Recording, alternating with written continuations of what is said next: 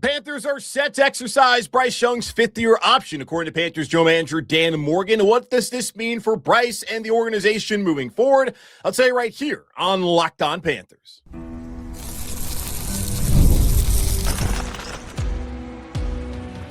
You are Locked On Panthers, your daily Carolina Panthers podcast. Part of the Locked On Podcast Network, your team every day.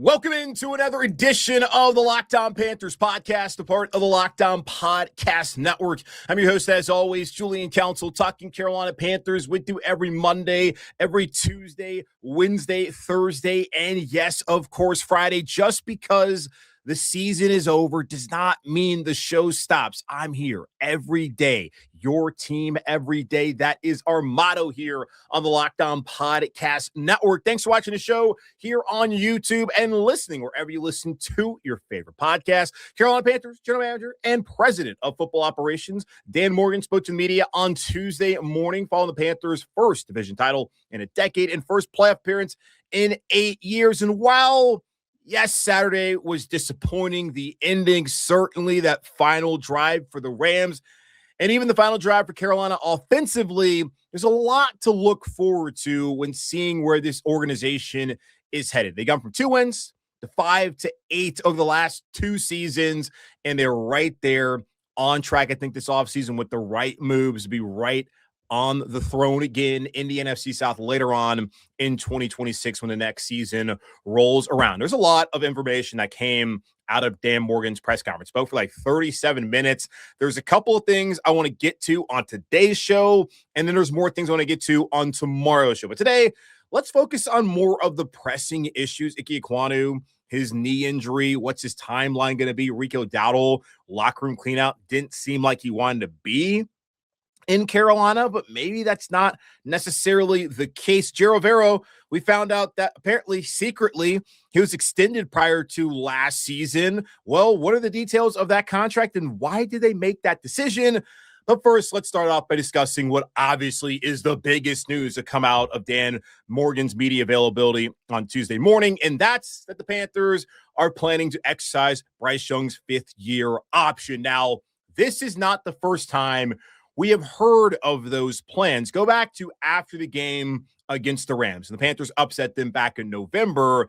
Dan Graziano of ESPN.com. I saw him in the press box that day, and I was wondering, why is Dan Graziano here? Typically, you big national media want nothing to do with the Panthers. I guess because the Rams are in town, they're a West Coast team. One of the only times you get to see them on the East Coast. Maybe that's why you're down here. But according to that article he had later on that week on ESPN, he had been speaking to people within the Panthers organization about Bryce Young.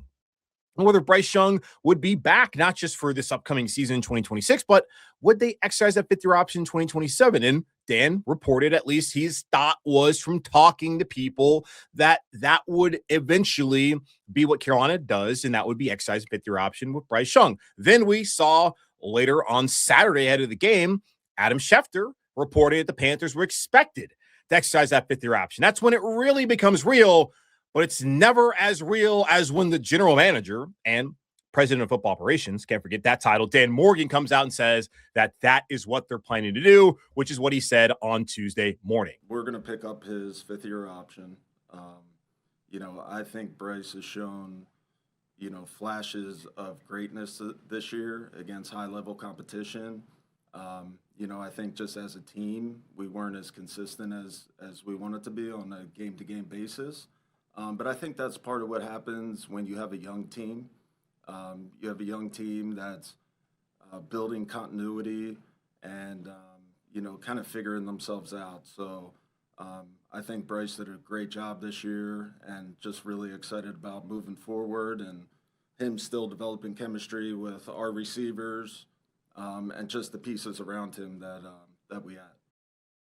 So Bryce Young will have his fifth-year option exercised. Now, Carolina does not have to do that until, I believe, the beginning of May. I don't have the exact date, but it's always after the draft when they need to make that decision. So they've already verbalized that. And I do think that's important when you head into free agency, you head into the draft, just knowing who do you want to put around Bryce. And Dan is right. There were a lot of inconsistencies that we saw offensively, and a lot of that is due to the fact that, yes, they have a very young team. You look at the offensive line where there are a ton of veterans.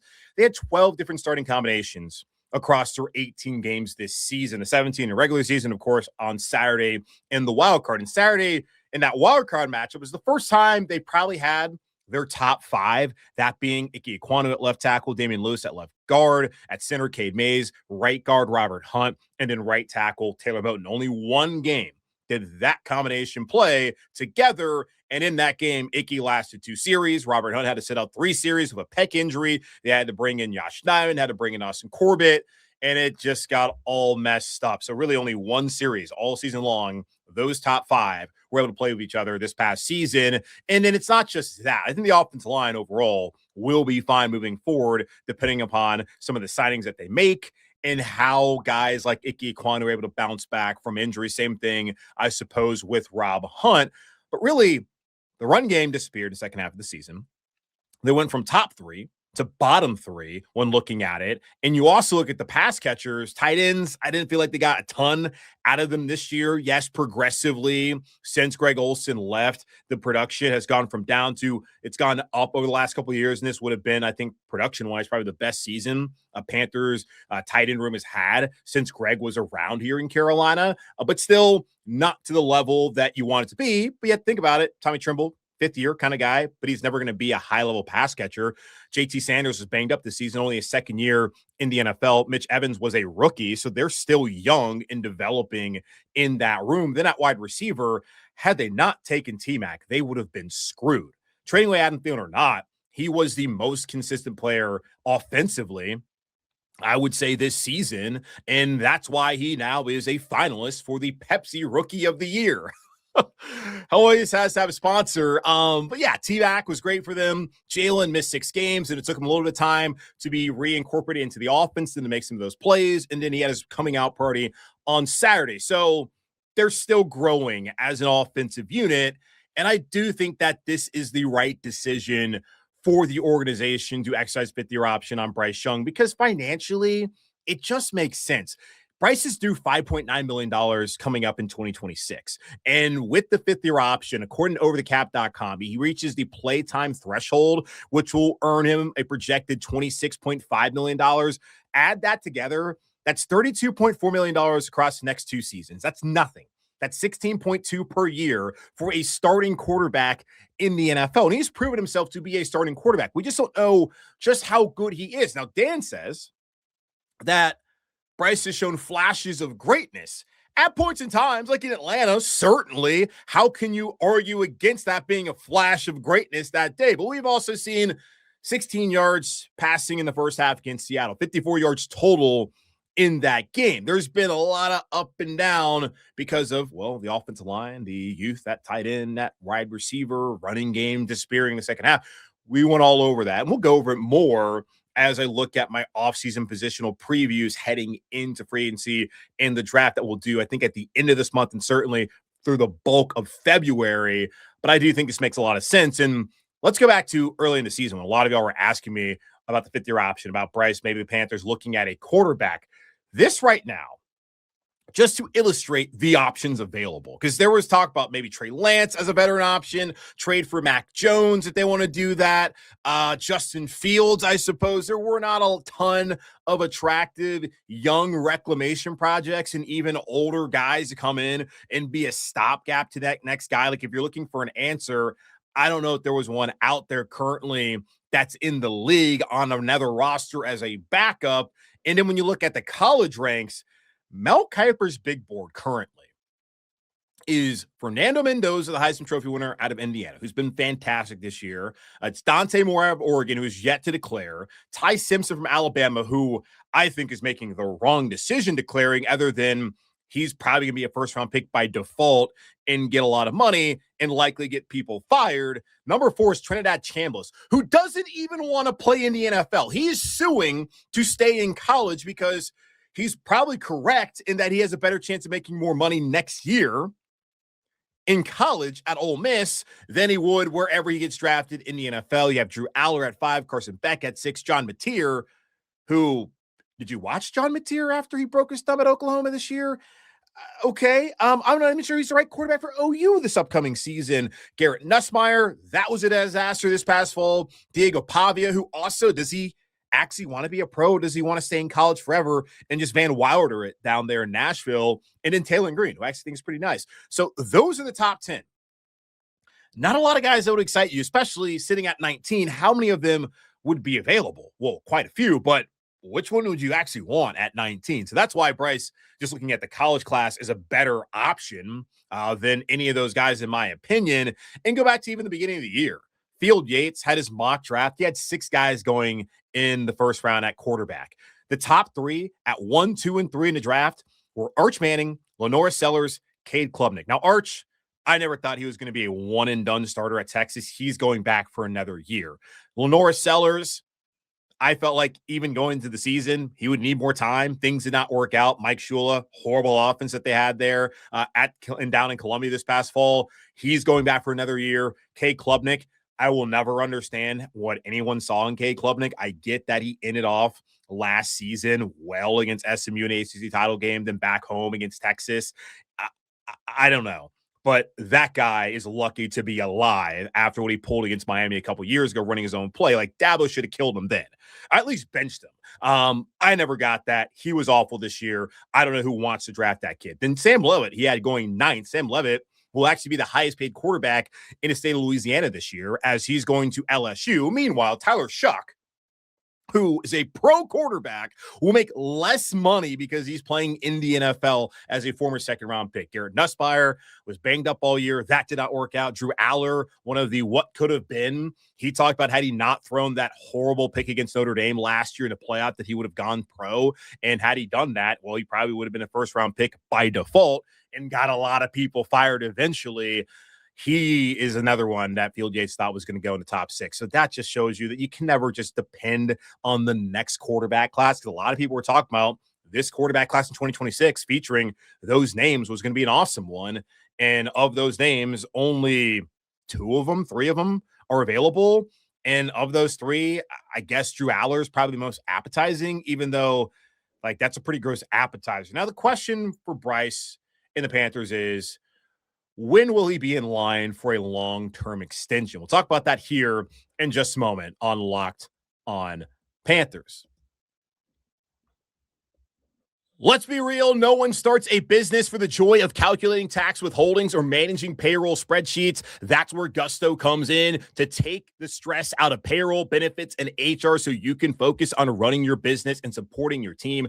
Gusto is the all-in-one remote-friendly payroll and HR platform that makes managing your team simple, transparent, and fast. Whether you're hiring, onboarding, or paying employees, Gusto helps you do it all from one place without the hassle of hidden fees. Unlimited payroll runs for one monthly price, which means no surprise charges at the end of the month. Gusto's automated tools like offer letters, onboarding materials, and direct deposits can save you hours every week. And knowing you can reach certified HR experts anytime gives you real peace of mind. Try Gusto today at gusto.com/LockedOnNFL and get 3 months free when you run your first payroll. That's right, 3 months of free payroll at gusto.com/LockedOnNFL. One more time, that's gusto.com/LockedOnNFL. Hey, it's Matt Derry from the Locked On Lions podcast. The people I love depend on me. If I'm gone, the financial responsibilities don't disappear. I didn't want my family figuring things out during the hardest moment of their lives. That's why I knew only one place to go. I chose life insurance through my friends at Ethos. Ethos makes getting life insurance fast and easy, 100% online. You can get a quote in seconds, apply in minutes, and get same-day coverage. There's no medical exam. You just answer a few simple health questions. You can get up to $3 million in coverage. Some policies are as low as $30 a month. I love the folks at Ethos. Protect your family with life insurance from Ethos now by going to ethos.com/LockedOnNFL. In as little as 10 minutes, you can get the free quote and up to $3 million in coverage at ethos.com/LockedOnNFL. That is ethos.com/LockedOnNFL. ethos.com/LockedOnNFL. Application times and rates may vary. All right, back here on Locked On Panthers again. Dan Morgan, the general manager and president of football operations here in Carolina, saying on Tuesday morning that the Panthers will exercise fifth-year option on Bryce Young, which will pay him $26.5 million in 2027, and he's set to make $32.4 million across the next 2 seasons as the Panthers starting quarterback. Now, with this news, the question now is, all right, you're going to give him that much money, which I think is the right decision considering the way Bryce played down the stretch and played this season and how things are working out with him and Dave and how young this offense is. And we need to still see as these pieces continue to mold together and mature together where this offense really can go. And I don't know if you have a full picture of that at this point in time. And the options out there aren't really all that great. And it's not just because the options aren't great is why they're doing this, because Bryce has shown, I think, enough to rightfully deserve this opportunity to be the quarterback for the next 2 seasons for Carolina. But now we have to wonder, when will he be in line for an extension? And could those talks actually begin this offseason? I think that's something that Brant and I are still talking about. We're still talking through the roster and just kind of like where things look from the big picture view. So yeah, that's stuff that's still up in the air that we're still working through at this point.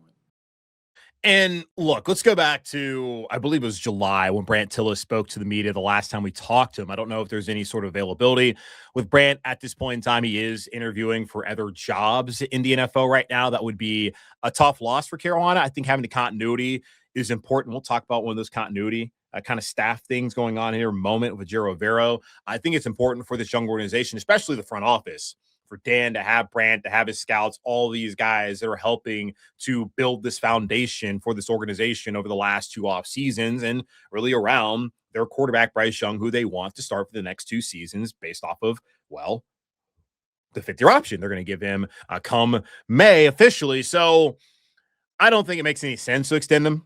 I don't think he's done nearly enough to get one of those extensions. I think for both sides, if you're Bryce Young, I don't think the money they're going to offer you is going to be a ton. Yeah, I guess it's more than you're going to get likely over the next 2 seasons where you're going to be guaranteed $32 million.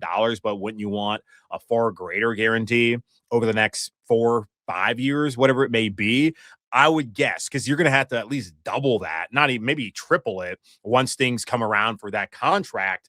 And then for the Panthers, while, yeah, you could get him for cheap, do you really need to give him an extension when you have him under contract the next 2 years? Like, the next 2 years is basically all you need to know as far as evaluating Bryce before you have to give him a big deal or decide, all right, we need to find somebody else who can elevate this roster. The next 2 seasons really are about trying to figure out truly what they have in Bryce Young, what they have in this offense, and what this organization needs to get over the top and be a consistent NFC South champion or contender, and really NFC contender, and get back to playing for a Super Bowl. And you look at the numbers, like Bryce, it's like that's a double-edged sword.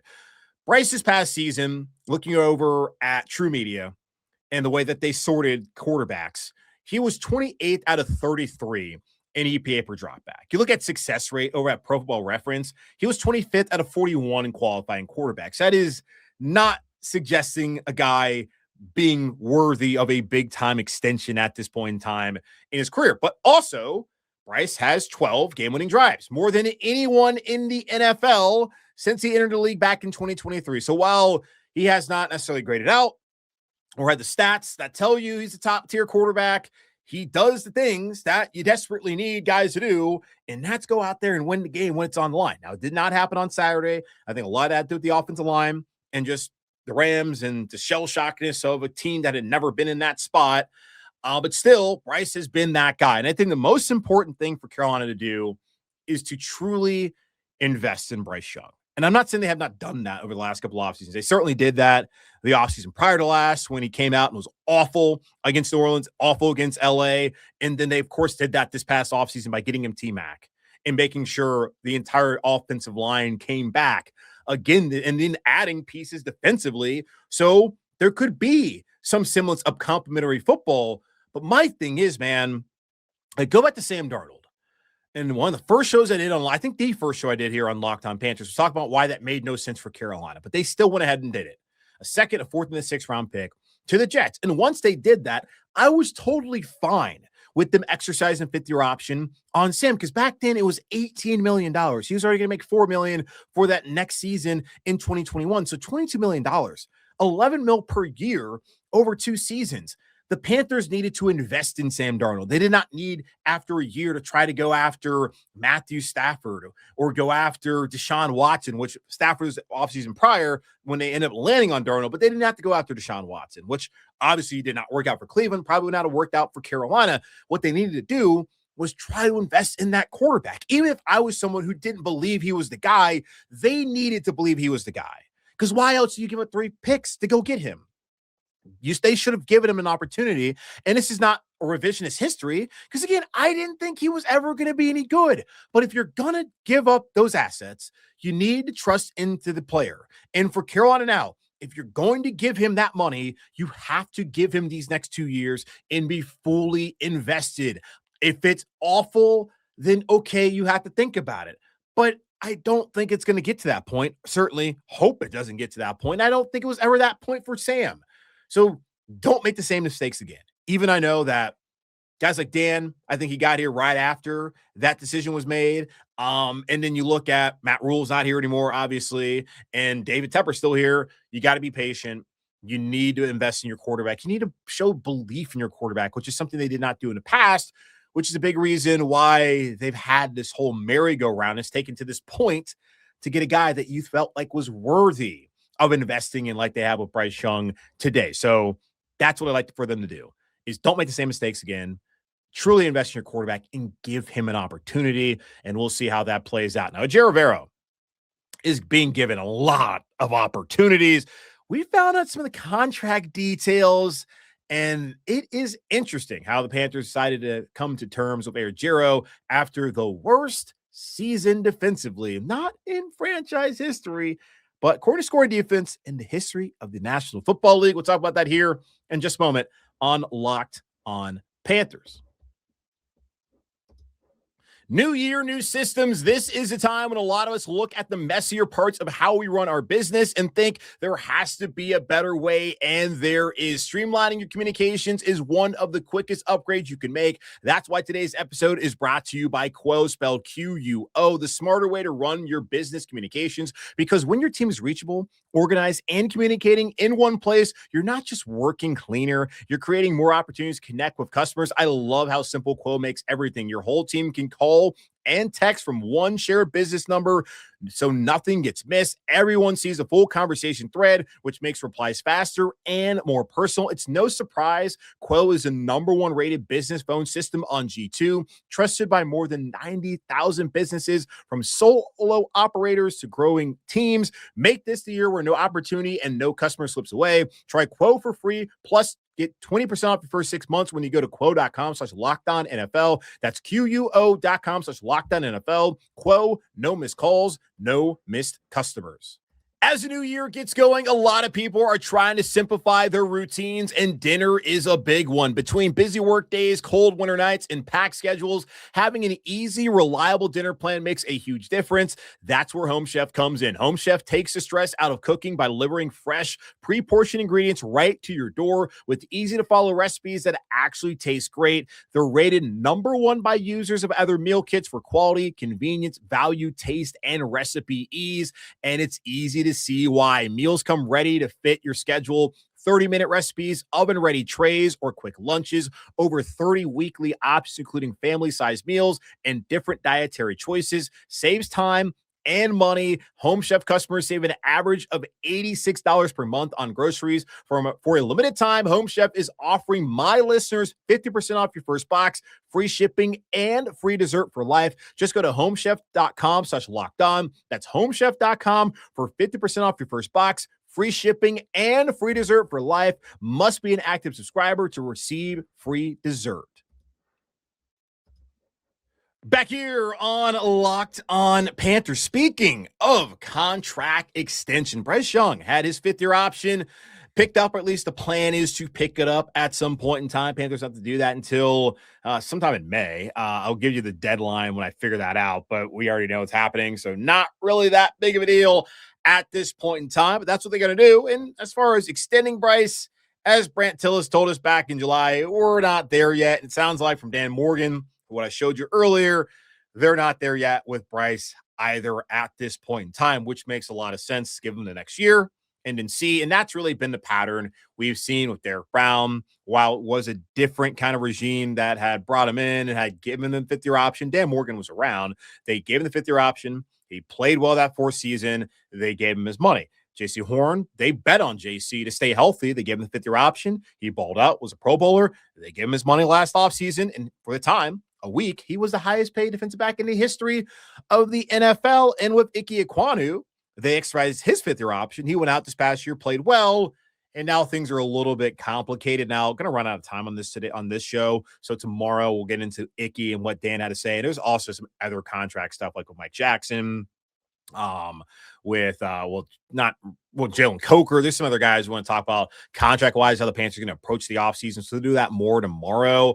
But looking at Ejiro Evero, though, we found this out on Sunday afternoon as we were there for 4.5 hours, y'all. That the Panthers apparently had taken care of Ejiro prior to last season, which is interesting because weren't the Panthers the worst defense? Not just in the NFL in 2024, but scoring-wise, weren't they the worst defense in the history of the NFL? And I get it. It's gone from a 14-game season to 16 to 17. I don't care. Defense was bad. And yet, they extended him? Because we were under the impression that his deal was over after this year. But apparently, they weren't going to let him be a lame duck, and they took care of it. Dan Morgan offered some context into Ejiro Evero's contract extension. Yeah, so we aligned him and Dave up, before the season, and we think highly of EJ. EJ has a really great football mind. We love his defense. It's a really aggressive defense, and I think as we continue to add players to the defense, I think that you'll see this defense kind of come together. We made a lot of improvements on the defensive side of the ball this year, and we'll continue to get better and add pieces. And, we're up for that challenge. They're invested, man. I don't really know what to tell y'all. I know a lot of you are upset, and I don't think that you're wrong to be upset if we're going to look at this as being a meritocracy, a results-based business. And how does a guy who oversees one of the worst defenses in the history of the NFL come back and keep his job? Not just that. How is it that he gets extended? And that was a question that Vasai Hurt asked about. Why is it after what happened in 2024, y'all kept him around for not just this past season, but you signed him through the end of 2027? Yeah, I mean, I think if you look at EJ, if you're around him every day, you see the way he works, how smart he is. I believe in his defense. I believe in his philosophy. He's really good at developing players. Again, it's my job as well to, equip him with the right personnel. And again, it's a patience thing to where, we're going to attack those needs and we're going to get better across the board. And, I think as you see us keep adding talent onto our roster, players on our roster developing, I think you'll see that defense keep ascending. So, look, man, there's a lot of belief in what a Ejiro's scheme is. And Dan said it just there. Davis said it numerous times, if you're willing to listen to what Dave is saying about how much he loves that scheme. And Dan talked about it's his job to be able to get guys who fit that scheme, who can make plays. And Dan very clearly believes that we need to be more patient. The Panthers also need to be more patient in getting the right personnel there for Ejiro. And if I look at the defensive line, clearly Derek Brown, A'Shawn Robinson, Bobby Brown, the third, and then Turk Wharton, those are guys that you're going to lean on again next year. I think that with that foursome, they're in a good spot. At edge, I do think that Nick Scorton's going to be a player. Princely, we're going to have to see because, he was a little, didn't say anything, but you could tell there is some disconnect there. And maybe I'm wrong, but there seems to be a disconnect. I've had plenty of y'all send me what Vasai put out there when she talked to him on Sunday. I don't know where that's going to go, but clearly the edge rush is not where it needs to be. So they're going to have to find somebody there. Linebacker, I think they need to address that position. Safety, they need to add more talent to that room as well. Corner, maybe finding a true third guy. Do you want Shaw Smith-Way to be there? I mean, Corey Thornton, they liked him a lot, and he would taken over that role before he broke his leg against San Francisco late in the season. There just needs to be more just time for these guys to mature and develop, and also just more talent in the room. So according to Dave, according to Dan, they do not feel like it's there yet, to the point where they feel like it's fair to judge EJ and to move on from him. You may disagree, and I'm sure most of you do disagree. And again, I'm not telling you that you're wrong. I'm just trying to explain it from their perspective. From my perspective, I don't really know why they feel like he's the right guy. Other than what they've said is they like the scheme and they feel like it's still too early with some of the guys who are young on that roster, especially, of course, on the defensive side of the ball. It just is what it is, man. It just is what it is. So we'll see. One thing, though, that was interesting is Dan saying that they lined up EJ's contract with Dave Canales' contract.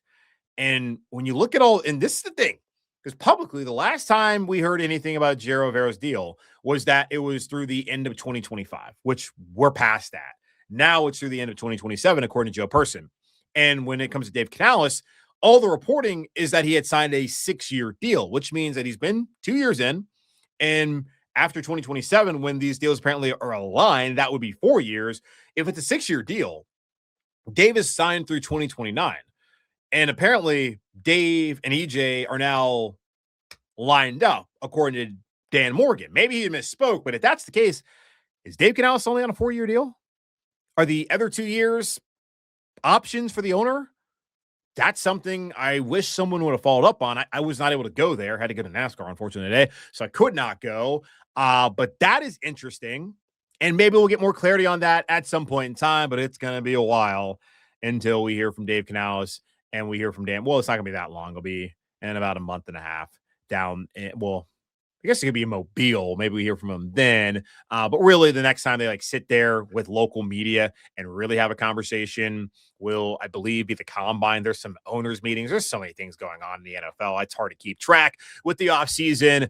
But that was the last time, at least in that building in Uptown, we'll hear from Dan about where this team is at until we get to later on in the offseason, really in about a month or a couple of weeks. So that's going to wrap up this edition of the Locked On Panthers podcast, part of Locked On Podcast Network. Hosted by yours, Julian Council. Again, y'all subscribe or follow the show free over on YouTube or wherever you listen to your favorite podcast. And be sure to follow me, Julian Council, over on Twitter and Blue Sky at Julian Council. In the meantime, be safe, be whole. As always, keep pounding. And I'm back with y'all tomorrow as we'll go over more things that Dan Morgan had to say in his press conference on Tuesday. Ike Ekwonu, meant to talk about that today. Get an update on him, running back. How is that going to shake out? Jonathan Brooks coming back. Rico Dowdle, does he want to be in Carolina? What exactly is the Panthers' approach to the offseason going to be, as there's guys like Jalen Coker who need to be taken care of? Potentially, Mike Jackson needs to get a new deal reworked. And what about the draft?